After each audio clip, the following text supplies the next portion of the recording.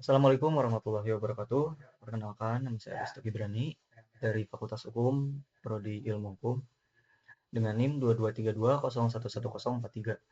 Di sini saya akan menjelaskan tentang hukum dan keadilan untuk memenuhi tugas UAS Filsafat Hukum yang diampu oleh Ibu Eriska Ginalita. Penjelasannya akan saya mulai.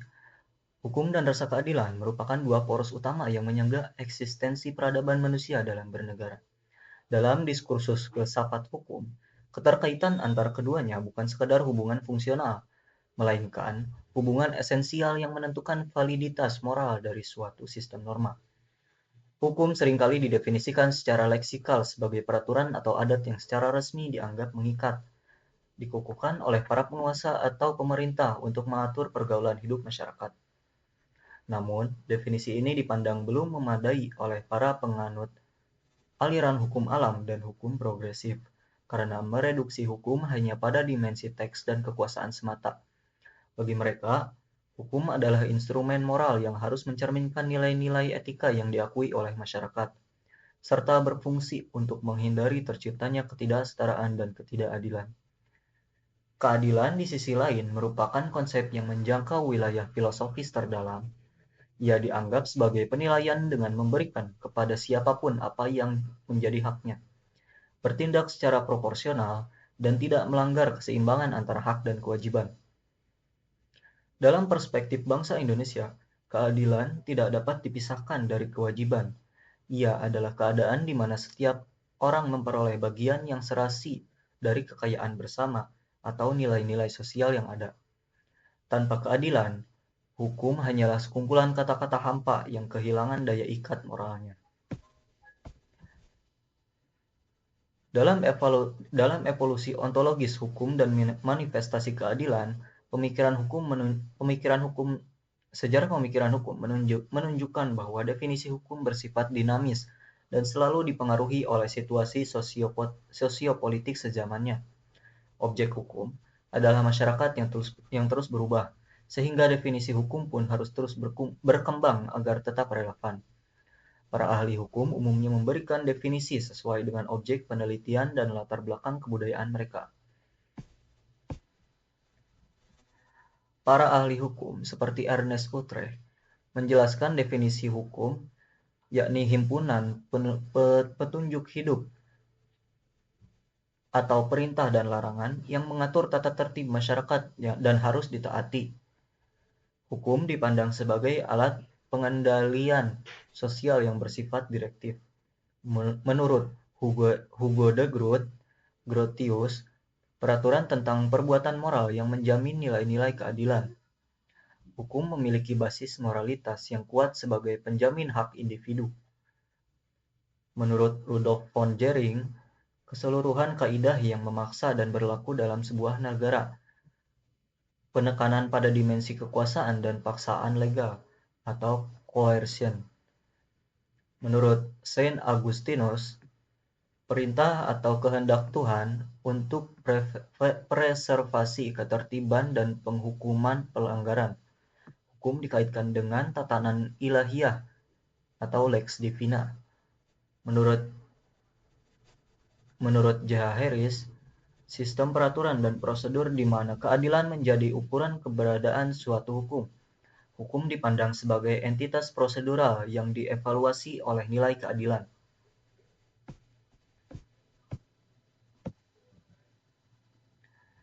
Pemikiran sosiologis memandang hukum sebagai gejala sosial yang muncul dimanapun ada kehidupan bermasyarakat, atau biasa disebut ubi societas ibius. Hukum berfungsi sebagai penataan hidup sosial yang bertujuan mewujudkan kepastian dan prediktabilitas. Namun, Profesor Fuller dari Friedman mengingatkan bahwa hukum yang mengingkari martabat manusia dan nilai-nilai moral terdalam tidak dapat dianggap sebagai hukum yang sah secara substansif. Dalam tipologi keadilan dan tradisi klasik, kajian mengenai keadilan tidak dapat dilepaskan dari formulasi Aristoteles dalam karyanya Nicomachean Ethics Politics dan retorik. Aristoteles meletakkan dasar bagi semua pembahasan teoritis mengenai keadilan dengan membedakan antara keadilan distributif, komutatif, yang sering disebut sebagai korektif atau remedial, dan keadilan prosedural.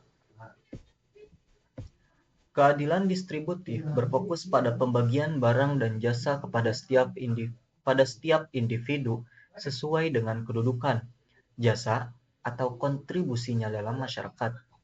Prinsip utamanya adalah persamaan proporsional, di mana perlakuan yang sama diberikan kepada mereka yang memiliki kesederajatan di hadapan hukum, yang sering disebut equality before the law.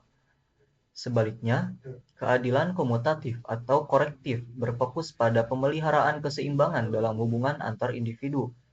Jika terjadi pelanggaran atau ketidakseimbangan, keadilan korektif berusaha memberikan kompensasi yang memadai atau hukuman yang setimpal untuk mengembalikan keadaan pada titik nol.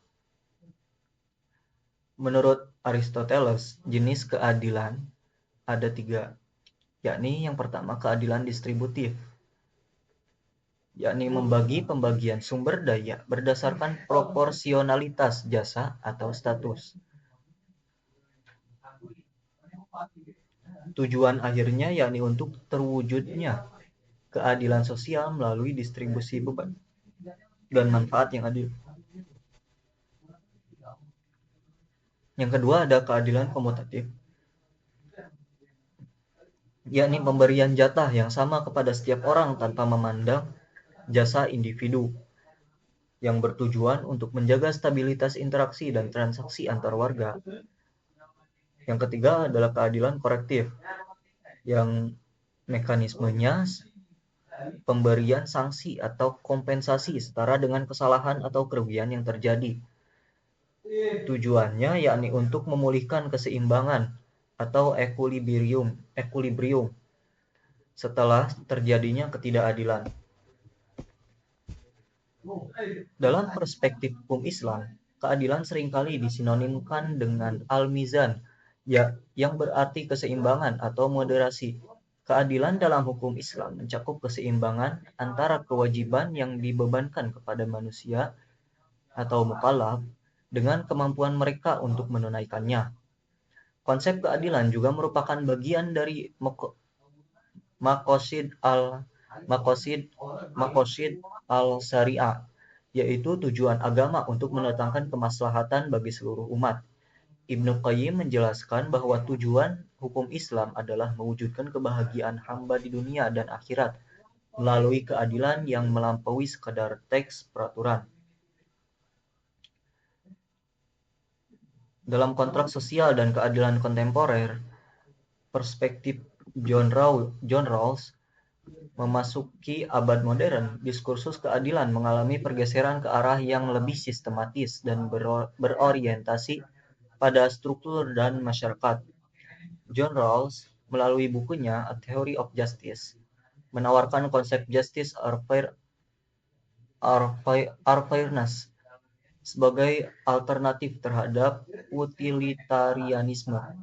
Rawls membangun sebuah eksperimen pemikiran yang dikenal sebagai posisi orisinal atau original position.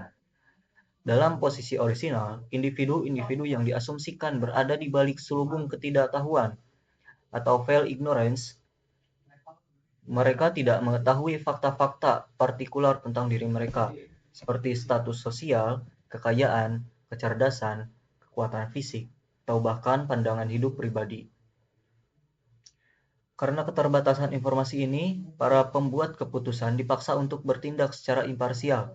Rawls berargumen bahwa dalam kondisi demikian, orang-orang rasional dan mementingkan diri sendiri akan memilih prinsip-prinsip yang menjamin kebebasan dasar bagi semua orang dan mengatur ketimpangan sosial agar memberikan manfaat terbesar bagi anggota masyarakat yang paling tidak beruntung.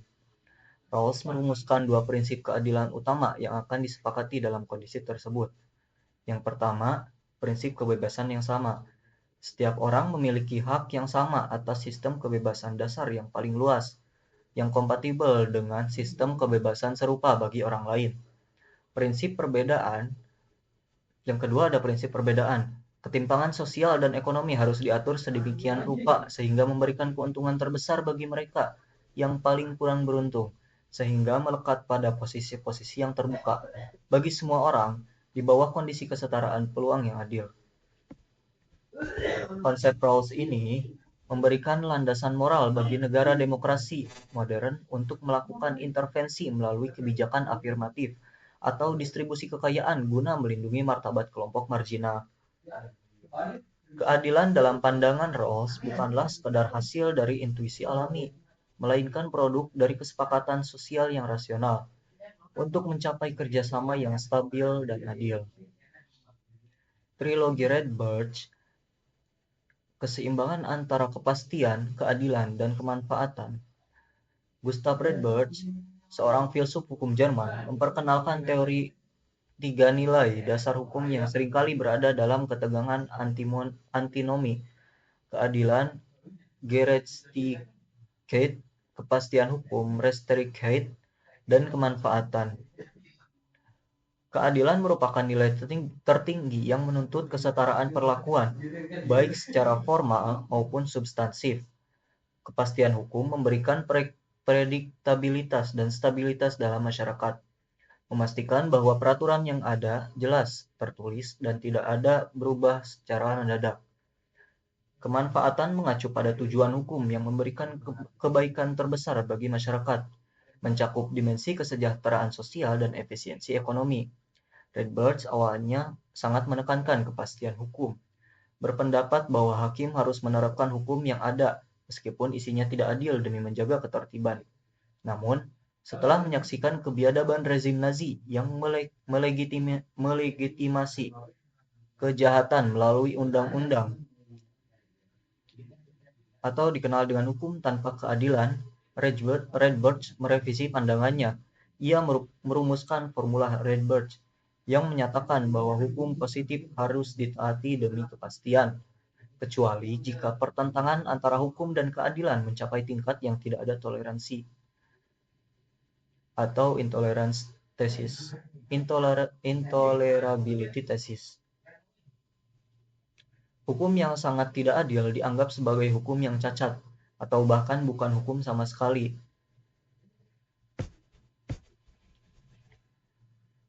Red Birch memberikan nilai-nilai dasarnya. Yang pertama yakni keadilan, yang memiliki unsur utama kesetaraan, moralitas, dan proporsionalitas. Untuk dampak yang dominannya, jika berlebihan tanpa kepastian, hukum menjadi subjektif dan tidak terukur. Yang kedua ada kepastian hukum.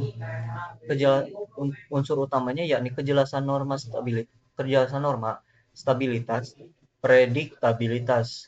Jika dominan tanpa keadilan, hukum menjadi alat penindasan yang kaku atau legalistik.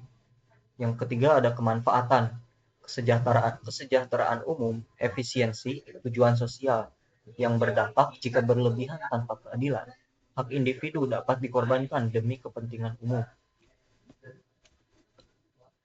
Dalam praktik penegakan hukum, Red Birch menyatakan bahwa adanya hierarki nilai dengan menempatkan keadilan sebagai nilai tertinggi, diikuti oleh kepastian hukum dan kemanfaatan. Formula ini memberikan legitimasi bagi penegak hukum untuk melakukan diskreasi atau terobosan hukum ketika menghadapi aturan yang secara nyata melanggar prinsip kemanusiaan universal.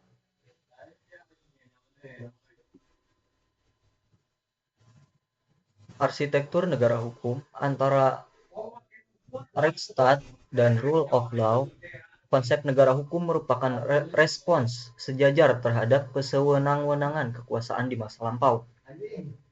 Secara terminologis, terdapat dua tradisi besar: Rechtsstaat yang lahir dari sistem hukum sipil Eropa kontinental dan Rule of Law yang berasal dari tradisi hukum umum, Common Law atau Anglo-Saxon. Konsumsi Rechtsstaat, Julius Stahl. Konsep Rechtsstaat berkembang sebagai upaya perjuangan melawan absolutisme raja. Friedrich Julius Stahl mengidentifikasi 4 elemen pokok dari negara hukum tipe ini. Yang pertama ada perlindungan hak asasi manusia. Yang kedua ada pembagian atau pemisahan kekuasaan untuk menjamin hak-hak tersebut. Yang ketiga adalah pemerintahan berdasarkan undang-undang. Wet Matigit van Bestur. Yang keempat ada peradilan tata usaha negara untuk menyelesaikan sengketa antara warga negara dan pemerintah. Untuk karakteristik utama Rechtsstaat adalah sifatnya yang administratif dan prosedural, di mana kepastian hukum sangat bergantung pada kodifikasi peraturan tertulis. Konsepsi rule of law atau AVDC. Berbeda dengan Rechtsstaat, rule of law berkembang secara evolusioner di Inggris. Albert Vendici menekankan 3 unsur utama. Yang pertama ada supremasi hukum atau supremacy of law. Tidak boleh ada kekuasaan sewenang-wenang. Seseorang hanya boleh dihukum jika terbukti melanggar hukum di depan pengadilan biasa. Yang kedua ada persamaan di depan hukum atau equality before the law. Setiap orang, baik rakyat biasa maupun pejabat negara, tunduk pada hukum yang sama dan diadili di pengadilan yang sama. Yang ketiga ada konstitusi berdasarkan hak-hak perorangan atau the constitution based on individual rights, yakni hak-hak warga negara tidak berasal dari konstitusi, melainkan konstitusi itu sendiri merupakan hasil dari hak-hak individu yang ditegakkan melalui proses peradilan. Perbedaan atau kunci dari penjelasan tadi yakni akar sejarahnya, perlawanan revolusioner terhadap absolutisme dalam rule of law atau Anglo-Saxon, perkembangan evolusioner melalui tradisi pengadilan. Yang kedua ada fokus peradilan. Dalam Rechtsstaat Eropa kontinental mengenal peradilan administrasi khusus. Dalam rule of law atau Anglo-Saxon hanya mengenal pengadilan biasa, ordinary court. Karakteristik. Yang ketiga ada karakteristik administratif dan berorientasi pada kodifikasi. Dalam rule of law atau Anglo-Saxon, yudisial dan berorientasi pada putusan hakim, precedents. Dalam landasan utamanya, pemerintah berdasarkan undang-undang menurut Rechtsstaat, dan menurut rule of law atau Anglo-Saxon, supremasi hukum dan kesetaraan individu. Cita negara hukum Indonesia. Cita negara hukum Indonesia. Indonesia secara eksplisit menyatakan diri sebagai negara hukum dalam pasal 1 ayat 3 Undang-Undang Dasar 1945. Konsep negara hukum Indonesia bersifat unik karena berusaha menyublimasikan unsur-unsur Rechtsstaat dan rule of law ke dalam falsafah Pancasila. Penjelasan Undang-Undang 1945 menegaskan bahwa negara berdasar atas hukum, tidak berdasar atas kekuasaan biasa.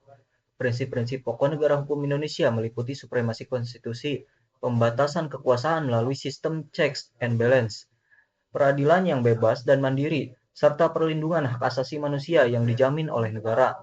Dalam konteks ini, hakim tidak boleh diintervensi oleh kepentingan politik atau ekonomi dan berkewajiban untuk menyuarakan perasaan keadilan yang hidup di tengah masyarakat.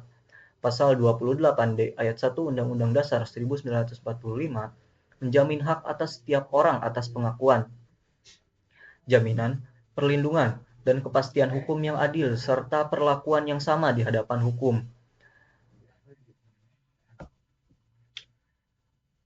Hukum progresif, kritik terhadap positivisme legalistik di Indonesia. Di tengah formalisme hukum yang seringkali gagal mewujudkan keadilan, Profesor Satjipto Raharjo menyuarakan gagasan hukum progresif. Gagasan ini lahir dari keprihatinan terhadap rendahnya kontribusi ilmu hukum dalam mengatasi krisis bangsa dan ketidakpuasan terhadap praktik penegakan hukum yang hanya terpaku pada teks undang-undang. Filosofi dasar hukum progresif adalah hukum untuk manusia, bukan manusia untuk hukum. Hukum dipandang bukan sebagai institusi yang statis dan steril, melainkan sebagai entitas yang hidup dan harus melayani kesejahteraan serta kebahagiaan manusia. Jika hukum berhenti menjadi alat yang menyejahterakan, maka hukum tersebut dianggap sakit. Karakteristik hukum progresif meliputi pembebasan. Yang pertama, pembebasan. Membebaskan diri dari cara berpikir legalistik dan positivistik yang kaku. Yang kedua ada terobosan hukum, rule of breaking. Keberanian penegak hukum, hakim, jaksa, polisi untuk melakukan inovasi atau menyimpangi teks peraturan demi mencapai keadilan substantif. Yang ketiga ada perilaku sebagai fokus. Hukum lebih ditentukan oleh perilaku penegaknya daripada sekedar teks undang-undang. Penegak hukum yang baik dapat membuat hukum yang buruk menjadi bermanfaat. Namun, penegak hukum yang buruk akan membuat hukum yang baik menjadi tidak berarti. Yang keempat ada keberpihakan. Hukum secara sadar berpihak pada rakyat, terutama kelompok marginal dan tertindas. Satjipto Raharjo menekankan pentingnya membaca peraturan tidak hanya dengan logika teks, tapi dengan nurani dan empati terhadap kenyataan sosial. Hukum progresif menolak anggapan bahwa hukum adalah raja. Sebaliknya, hukum adalah alat untuk menjabarkan nilai kemanusiaan dan memberikan rahmat bagi masyarakat. Dialektika keadilan prosedural dan substantif. Konflik antara keadilan prosedural dan keadilan substantif merupakan diskursus abadi dalam praktik peradilan. Keadilan prosedural mengandalkan bahwa jika proses hukum dijalankan sesuai dengan aturan formal atau sesuai prosedur, maka hasil akhirnya dianggap adil secara otomatis. Namun, realitas menunjukkan bahwa prosedur yang sempurna secara administratif tetap dapat menghasilkan ketidakadilan yang nyata di tingkat substantif. Keadilan substantif berfokus pada nilai-nilai fundamental dan hakikat moral dari sebuah putusan. Dalam kasus tertentu, hakim mungkin perlu mengabaikan undang-undang yang dianggap tidak memberikan rasa keadilan atau progresivitas guna mengejar keadilan substantif. Sebaliknya, ketaatan yang buta terhadap prosedur tanpa mempertahankan substansi seringkali mengubah pengadilan dari tempat mencari keadilan menjadi sekedar arena administrasi aturan. Meskipun demikian, keadilan prosedural tetap memiliki peran krusial dalam menjaga legitimasi putusan.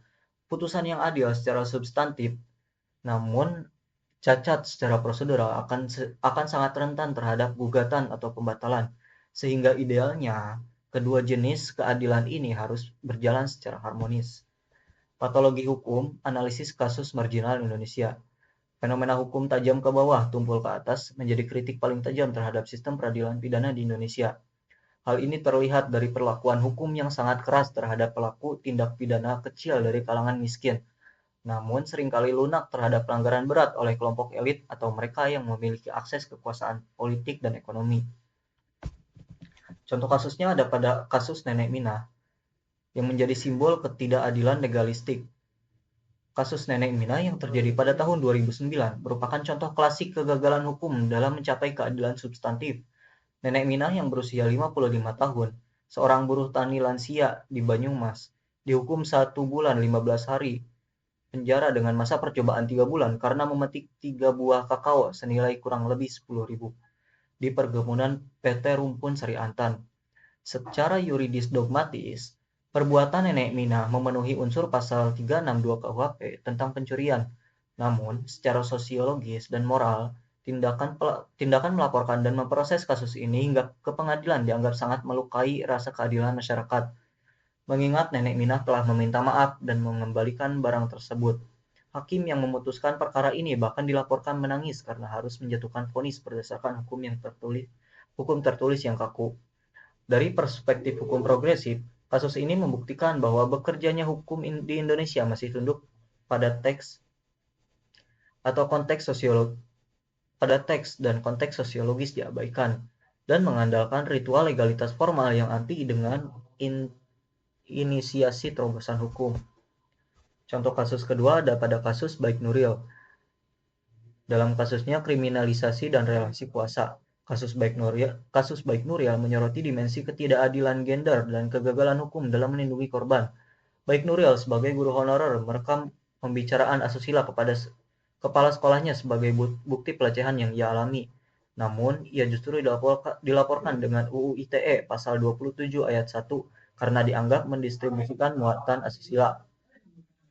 Setelah divonis bebas oleh Pengadilan Negeri Mataram, Mahkamah Agung pada tingkat kasasi justru memvonisnya bersalah dengan hukuman 6 bulan penjara dan denda 500 juta. Kritikus berpendapat bahwa hakim gagal mempertimbangkan relasi kuasa yang timpang antara atasan dan bawahan, serta mengabaikan Perma nomor 3 tahun 2017 tentang pedoman mengadili perkara perempuan berhadapan dengan hukum. Kasus ini menunjukkan cacat hukum di mana korban kekerasan justru menjadi korban untuk kedua kalinya dalam proses peradilan. Keadilan substantif akhirnya baru tercapai melalui pemberian amnesti oleh Presiden sebagai upaya koreksi luar biasa terhadap putusan peradilan yang tidak adil.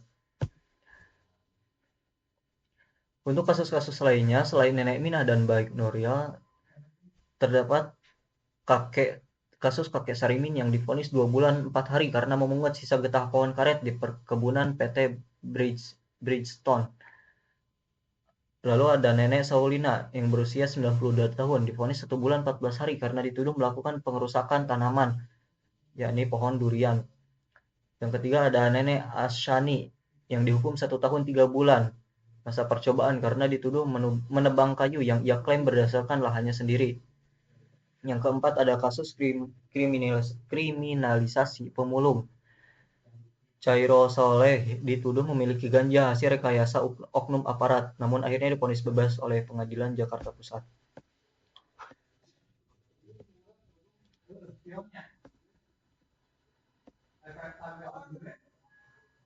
Keadilan restoratif menuju paradigma hukum yang humanis, kegagalan hukum positif legalistik dalam menangani kasus-kasus marginal mendorong lahirnya gerakan keadilan restoratif atau restoratif justice.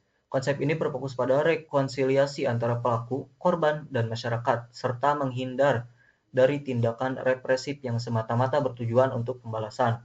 Keadilan restoratif menekankan bahwa hukum harus berfungsi sebagai sarana keadilan sosial dan perlindungan terhadap kelompok marginal. Dalam perspektif hukum progresif, kasus-kasus seperti Nenek Minah idealnya tidak perlu sampai ke pengadilan jika mekanisme diversi dan mediasi diutamakan sejak tahap awal. Penerapan prinsip ultimum remedium atau hukum pidana sebagai upaya terakhir menjadi sangat relevan dan menjaga agar hukum tetap memanusiakan manusia. Tantangan masa depan, hukum dalam era global dan digital memiliki perkembangan pemikiran menghadapi tantangan besar di era globalisasi dan transformasi digital. Hukum dituntut untuk terus beradaptasi dengan teknologi baru, namun tetap harus menjaga nilai-nilai universal seperti hak asasi manusia dan keadilan. Beberapa poin krusial untuk masa depan hukum dan keadilan di Indonesia meliputi harmonisasi hukum internasional, yakni kebutuhan untuk menyesuaikan standar pelindungan HAM, dan perkembangan global tanpa meninggalkan akar hukum adat dan kearifan lokal. Yang kedua ada adaptasi teknologi digital, yakni penafsiran hukum cyber seperti UU ITE harus dilakukan secara cermat agar tidak menjadi instrumen kriminalisasi dan pembungkaman suara masyarakat. Yang ketiga ada reformasi budaya hukum. Penegakan hukum progresif membutuhkan perubahan fundamental pada perilaku aparat dari mentalitas birokratis tekstual menjadi mentalitas yang berorientasi pada keadilan substantif dan kemanusiaan. Sintesis antara kepastian hukum, kemanfaatan, dan keadilan substantif menunjukkan kunci bagi terciptanya sistem hukum yang sehat dan dipercaya oleh masyarakat. Sebagaimana ditegaskan oleh Satjipto Raharjo, hukum hanyalah sarana. Tujuan sejatinya adalah mengangkat harga diri manusia serta menjamin kebahagiaan dan kemuliaan kemanusiaan. Melalui integrasi antara teori-teori klasik, prinsip negara hukum modern, dan paradigma progresif, Indonesia memiliki peluang untuk membangun tatanan hukum yang tidak hanya tegak di atas kertas tetapi juga hidup dan adil dalam kenyataan. Sekian untuk penjelasan hukum dan keadilan. Untuk memenuhi tugas UAS Filsafat Hukum yang diampol Ibu Irista Ginalita, saya Aristo Gibrani pamit undur diri. Terima kasih. Maaf atas kesalahan yang saya ucapkan. Terima kasih. Wassalamualaikum warahmatullahi wabarakatuh.